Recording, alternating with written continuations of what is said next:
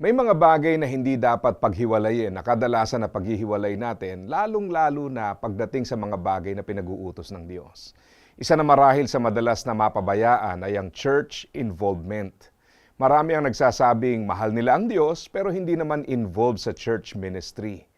Alam mo ba na kapag ikaw ay in love kay Lord ay dapat involved ka din sa mga bagay na mahalaga sa Kanya?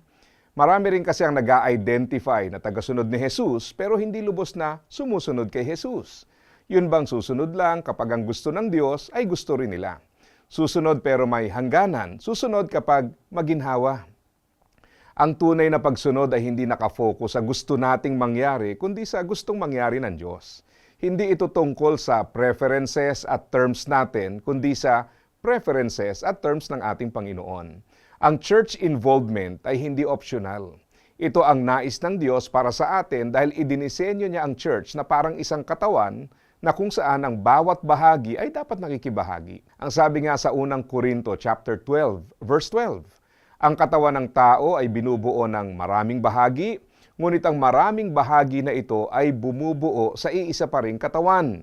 Gayun din naman ang mga mananampalatayang bumubuo sa katawan ni Kristo. Ang church ay may mahalagang layunin mula sa Diyos at kabilang dyan ay ang pagpapatuloy ng agenda ng ating Panginoon. Pero mahalaga ding tandaan na ikaw ay may mahalagang layunin sa church dahil dinisenyo ka na maging parte nito at mag-participate dito. Marahil naiisip ng iba, paano naman yung hindi kayang magpunta ng church, yung may sakit, yung may kapansanan at kung ano-ano pa? Alam mo, meron talagang mga valid reasons. Pero wag yun ang ating hanapin. At wag yung iba na may ganong dahilan ang gamitin mong excuse. Sa nakararami ay hindi talaga issue ng kung kaya ba, kundi issue ng gusto ba. Kung Panginoon mo si Jesus, ay dapat piliin mong gustuhin dahil yan ang nais at disenyo ng Diyos. Mahirap ba? Sadyang mahirap. At may sakripisyo ang landas na tatahakin ng sino mang nagnanais na magbigay lugod sa Diyos.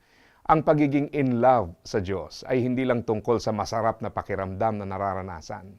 Tungkol ito sa pagiging involved sa agenda ng Diyos na sa Kanya ay nakapagbibigay ng kapurihan.